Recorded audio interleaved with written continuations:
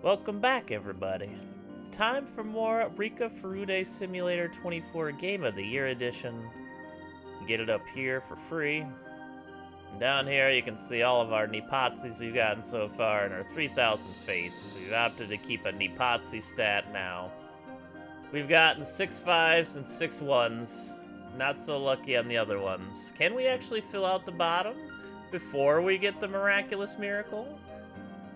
Or is the miracle too juicy to wait? I guess we'll have to find out. Hi, Rika. Ah, there's the Daily Nipah right there. That is right, the Daily Nipah. I want to say, well, that's a pretty high roll to start with. This is the Daily Nipah 7, actually. So this will be the week capper of the Daily Nipah so far. Hopefully we can get Rika Furude some Nipahs. That's kind of what we're looking for at this point. We've already got the worst fate and one of the better fates, even if she doesn't live. Maybe that was the frying pan one, because it's just too fucking funny. But I've been consuming one Bochi the Rock, and it's so fun. It started out, I was like, it was just starting to feel it a little bit. And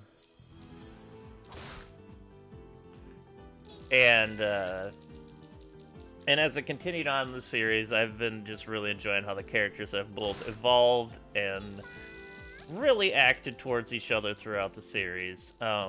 It's honestly one of the more wholesome things I think I've watched, maybe period, but it's just really wholesome how much they care about each other and how much they look after each other. And how much they all really want what they're all going for.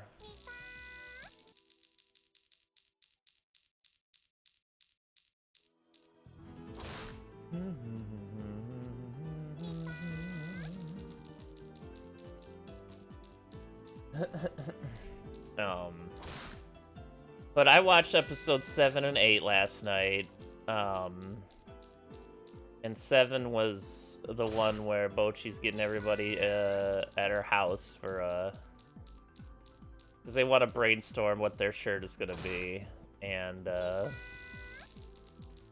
because they've been wanting to find a way to stick out as a band, as a group.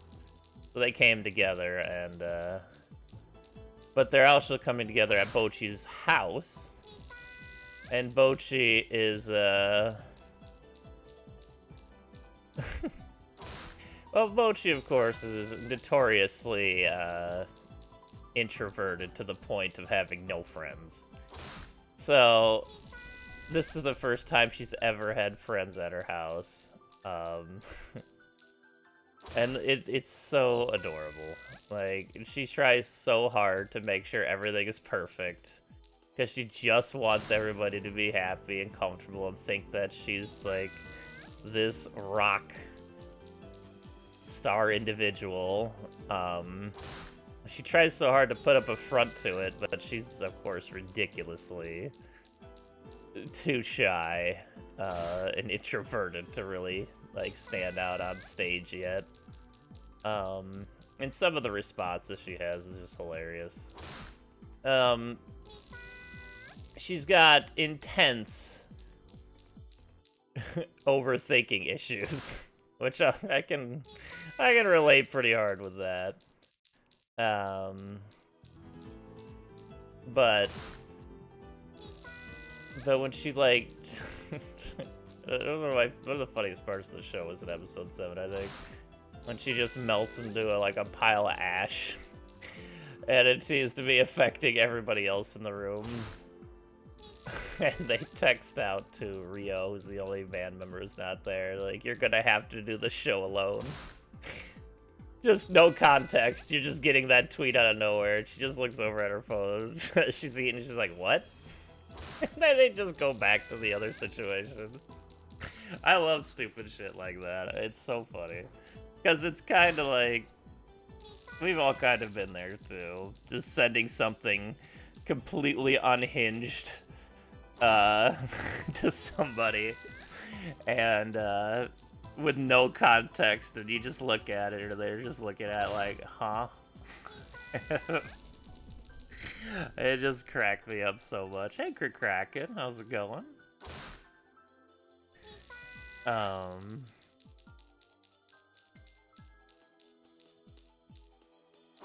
But I love it. They all came to her house. Her family was so happy and supportive of the fact that she finally had friends over. They were just so happy. They called it a friendiversary and everything. And Bochi, in her normal self, can't actually say anything because she's just too fucking introverted. I'm doing pretty good this morning, honestly.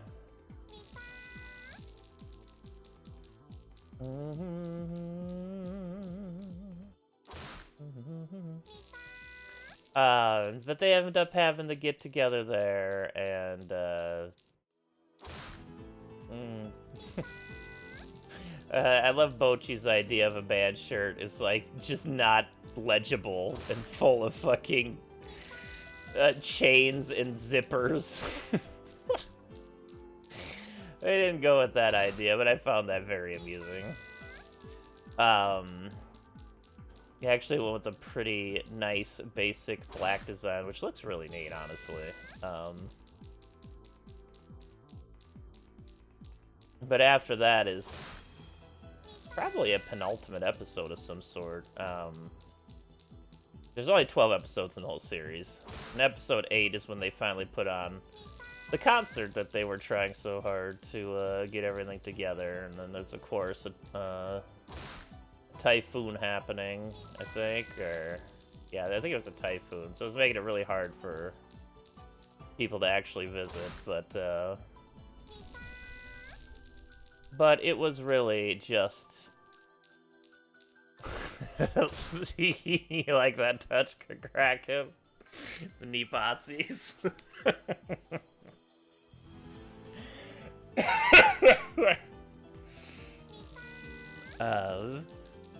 But in the end, they finally do get...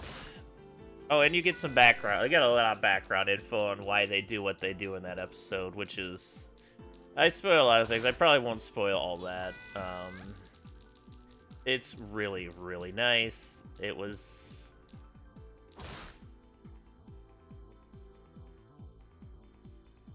She does this on purpose. You realize this, right? Like, look at this shit. She knows. Like, the 6 in here is the T's. It's like, oh, look. We got all the same, but we need 6s. Look at me. I'm Rika Furude. Post this shit in a second. Dun, dun.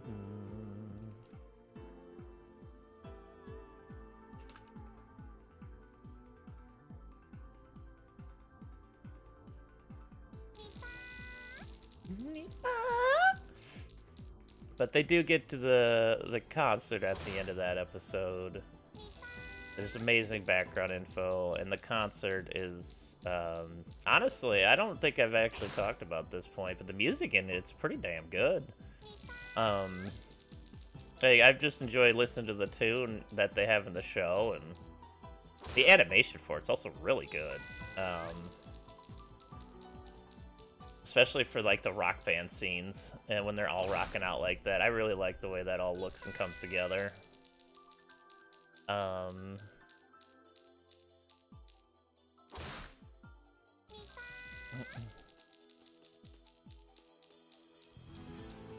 But the whole ending of that episode was just... It was really... What's the word I'm trying to look for here? Satisfying, I think, is a way of saying it. Really satisfying. Yeah, again, like, this episode has such great stuff in it, I don't really want to get too into detail, but it's just... It's really, really good. The whole concert scene was great, the aftermath is great. Oh wait, no. Did we even get the aftermath of that episode yet? At least the whole concert portion. Yeah, I really liked it. But thankfully, since my brain wasn't eating me alive last night, I was able to retain a lot of this information. We were playing Splatoon. Splatoon. That's a good name. Splatoon for this. Oh my god. Give her one of those Splatoon little outfits. Make it, well, make it red, I guess.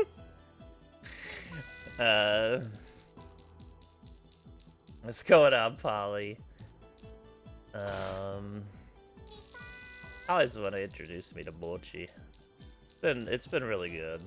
I've actually had a really, really good time watching that show. Rain.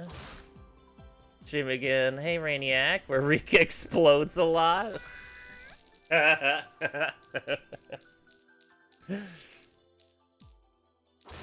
Yeah, a little bit.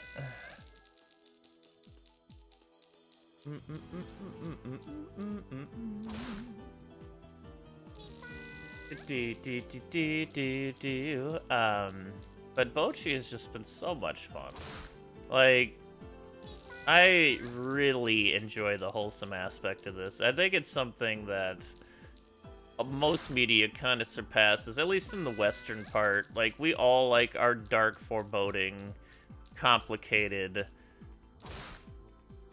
nothing is ever right characters, but, like, this show has... Oh, what's up, Skill? Oh, nice, nice. But this show has, like... Yes! Like, it's genuinely just fucking wholesome through it. Like, there is an overarching plot that is scary for them, but they're not like murdering people in the streets to stay alive or something. Like, they're just living their life. And it's such a breath of fucking fresh air.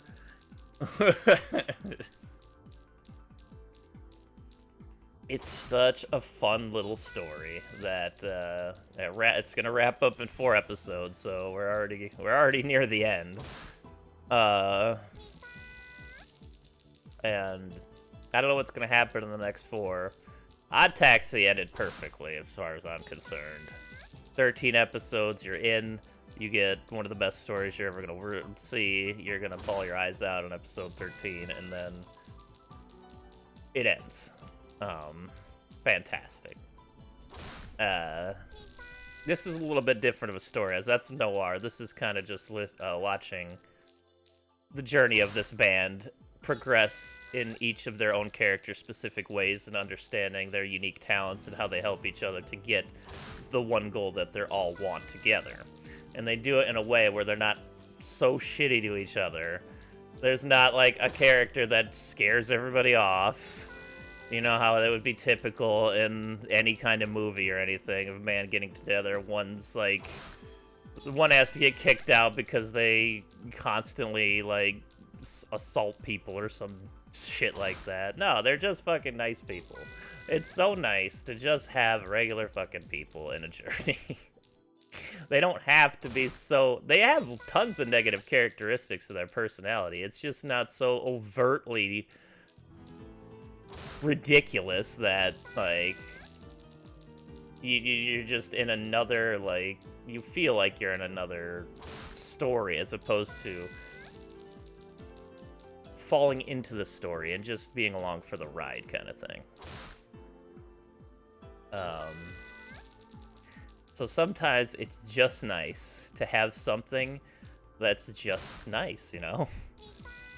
I think that's the main reason my brain kept itching. It was the same thing with Odd Taxi. I kept looking at it, I kept looking at that synopsis, and something just clicked, spoke to me, whatever you want to say it. even amongst things that already like predetermined, I think like, oh, I think this would be the best experience or whatnot. I just kind of went with my gut, as I always do. Everything is off the cuff. And it just turned out to be amazing. And now that we're on to Bochi, and we're over halfway through that, it's just been nice. Nice energy comes off that show. And there's some really fucking hilarious parts. Jesus Christ. The aura scene with Kita is just so funny. It just keeps happening, too. It just keeps fucking happening, and it just cracks me up every time. Kidora, yeah! The Kidora! It's just so powerful that they just can't deny it. Oh my god. They even made Saika melt away a little bit. Man, holy shit, man. That's one of the parts I didn't want to talk about in episode 8, because I feel like I don't want to spoil everything.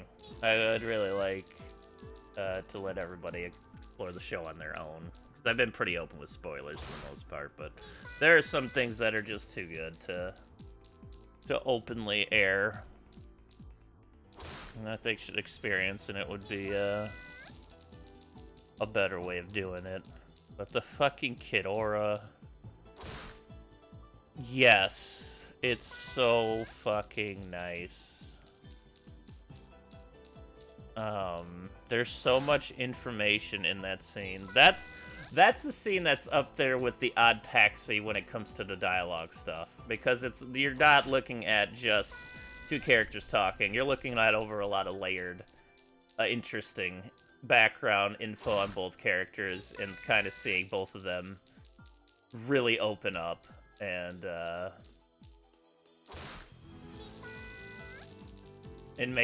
they fully understand at that point kind of why they do what they do together. And I think even that scene is where Bochi commits to doing her best for the band instead of just for herself. I want to say that was that specific scene. It's really good.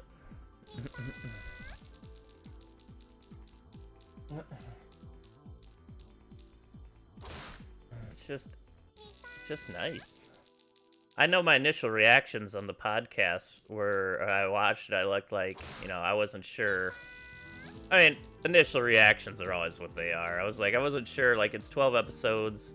It looks really cool, but I just wasn't sure how much I would get into it. So I was like, yeah, I'll look for something a little more diving in, like Odd Taxi, but Bochi just ends up being something that it's not like deep, but, well, in some aspects it is, but the story overall isn't like super deep. It's just their band getting together. But it is definitely the journey of the four of them coming to understand themselves as people and finding very interesting people along the way to help them out. In one way or another.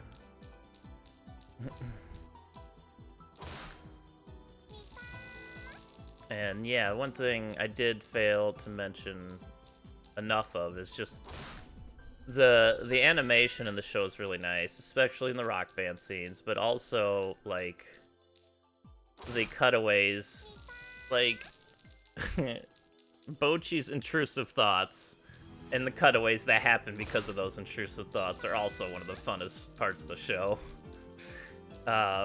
Because she's got them fucking wacky-ass thoughts, and her brain takes her to those places whether she likes it or not. So we're going along for the ride. Yeah, they did. They really did. Because, like, it's like this regular, smooth show going along, and then suddenly you'll have, like, fucking Bochi, and one of her thoughts goes into, like, a like a live action scene with like a hand that's like counting over and over again, and like there's just all this shit happening. It's really a good view of what a brain can really do to a person. The board game. Yeah, that's right. That was in one of the previous episodes where there's the little Bochi like action figure where she's like passed out and they just keep moving it on the board. It's so good.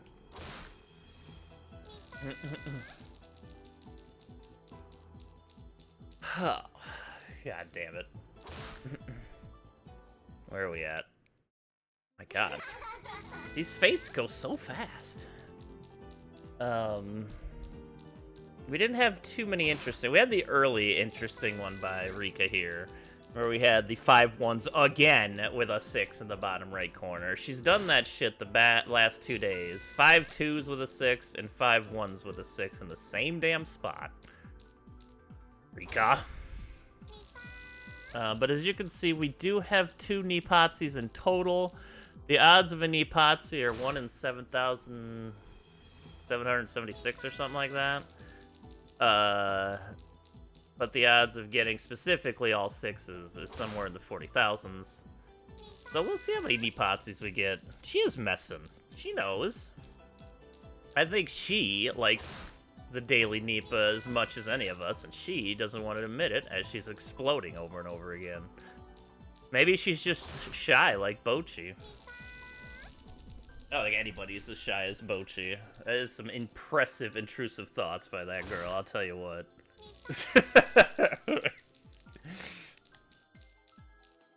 And the fact that she always finds herself inside of a box or a trash can is quite amusing. Also the fact that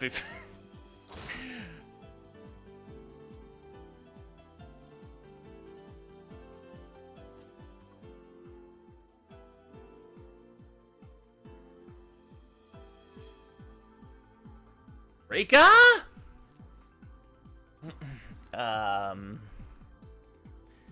Why do you like the 1 so much, Rika? We've rolled like 5 1s so many goddamn times on this. We rolled 5 6s once. Oh my God. Where was I even at a second ago? I completely lost my train of thought because of Rika's trolling over here. Rika.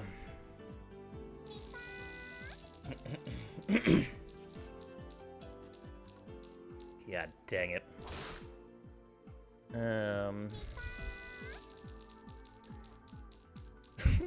Oh yeah, the Nipahs we were talking about.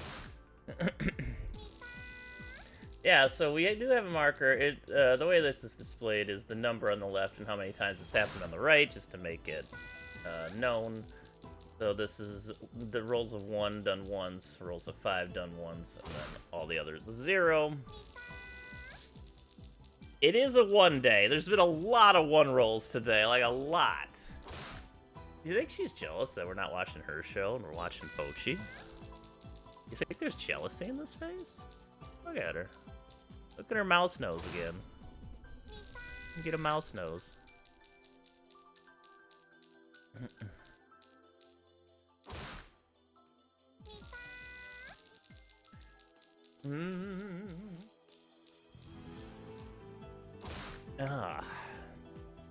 But I've had a really good time with Bochi. The more I've watched, the more I've really enjoyed it. Like, it has just progressively caught my interest more and more.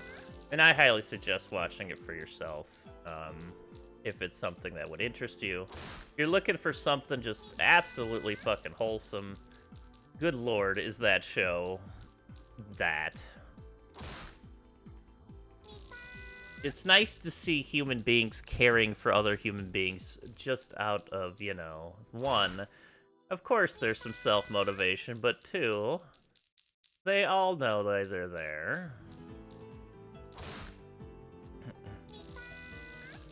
They even explained it early on that bands are basically families, because they spend so much time together. So, it shows that, that even in all of their own ways that they have massive issues, like early on, Kita was actually part of the band the first time around. But she actually ran away because she couldn't actually play it. I know we talked about this in the recent ones, but she couldn't play her guitar.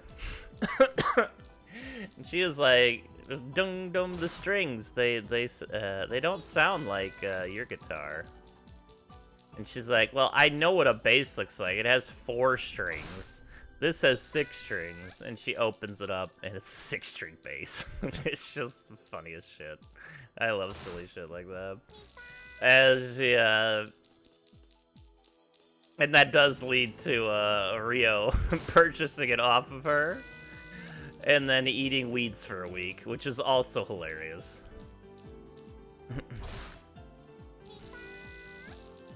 Because she can't afford to get any food, so she's just eating, like, weeds she finds. Oh my god, and the fucking, that gif, or that moment where she opens the door and just and rips all those weeds off of that stem and just starts chewing it. Like, what are you doing, Rio? But it comes to a pretty wholesome moment where, Rio and Bochi connect. Well, that's also fun. God, we are almost done already. What a quick fate, Rika. Let's see if we can get you something more than the ones that you just keep liking to roll. I'd appreciate that.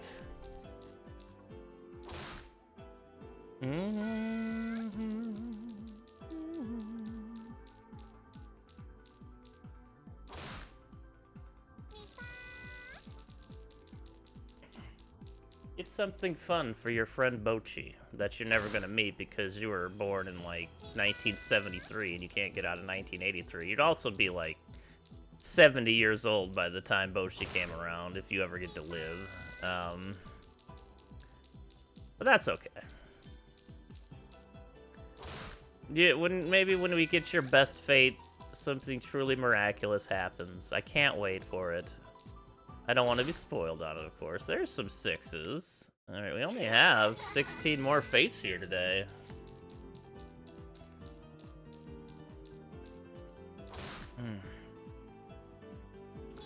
Not quite the fate we were looking for. Oh, I saw 5 1s again there, Rika. What the fuck is going on in your brain today? Think 6. Well, let's put it this way, Rika. 6, you get fixed.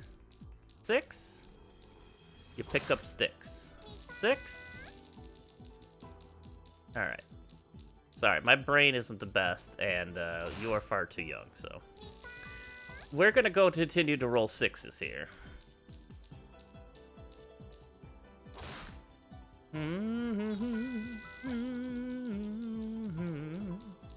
I do love the little tie, the little pink bow tie. Cute. 9 more fates. Come on, Rika, let's get a good Nipah for all of us. Nipah. Get us a memorable roll, faux show. Nipah.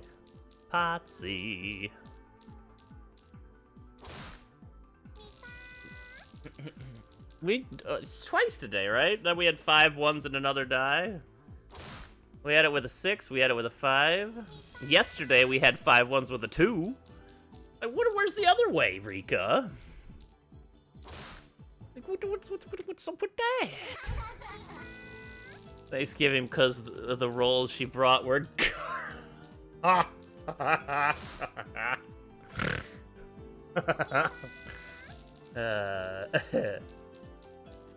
Very true. This was Thanksgiving Day. Rika's ass would not be allowed in the house. Or she would, because that would be the day she'd get a frying pan to the face. So these are the rolls you brought, Rika? And she's just like, Nipah! And then, BAM! Frying pan to the face. Huh. Well, that does wrap up another daily Nipah. 200 more fates in. We did get a couple memorable 5-1 rolls today, but not quite what we were looking for. But hey, that's part of the journey, right? We've got so many more daily Nipahs in our future to check out here. And so far, again, all we have is the Nipahs, is 1s and 5s. And if you'd like to check this out yourself, as always, go to the link up top here, socksmakepeoplesexy.itch.io, and you can download it for free.